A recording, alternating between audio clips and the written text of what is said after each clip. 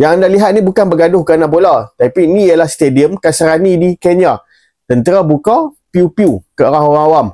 Kerajaan Kenya sebut tentera melepaskan amaran ke udara dan 4 orang yang terkorban tu terkena peluru.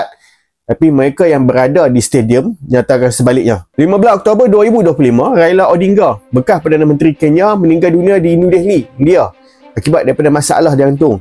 Dan ini lebih kurang hero nasional rakyat Kenya. Mayatnya diterbangkan pulang ke Nairobi dan ditempatkan di Stadium Kasarani untuk rakyat bagi penghormatan terakhir. Ribuan orang datang, ada yang sebut ratus ribu. Tapi stadium tak mampu nak tanggung. Orang ramai mula rempuh pagar dan pecah masuk kawasan padang. Dalam keadaan kawan kabut tu, tentera dan polis mula menggunakan kekerasan terhadap orang awam. Punca utama dikatakan kerana ketegangan politik. Raila Odinga dan juga Presiden sekarang, William Ruto, adalah seteru lama. Satu pembangkang dan satu lagi kerajaan. Bila Odinga meninggal, maka jutaan penyokongnya turun ke Stadium Kasarani untuk bagi penghormatan.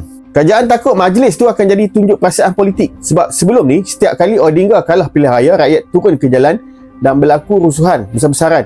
2007, rusuhan politik terbesar dalam sejarah Kenya. Lebih 1,000 orang yang terkorban.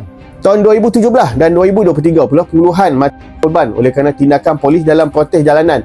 Kerajaan Kenya, amnya takut majlis berkabung tu bertukar jadi rusuhan politik dan tentera, polis dikerah untuk kawal kawasan. Tapi bila orang ramai rempuh pagar nak masuk, pasukan keselamatan panik dan anggap itu ialah cubaan rusuhan. Mereka mula lakukan kekerasan. Kurang-kurangnya 4 terkorban dan belasan yang lain cedera. Kerajaan kata nak kawal keadaan, tapi saksi berkata mereka korbankan rakyat yang tak bersenjata.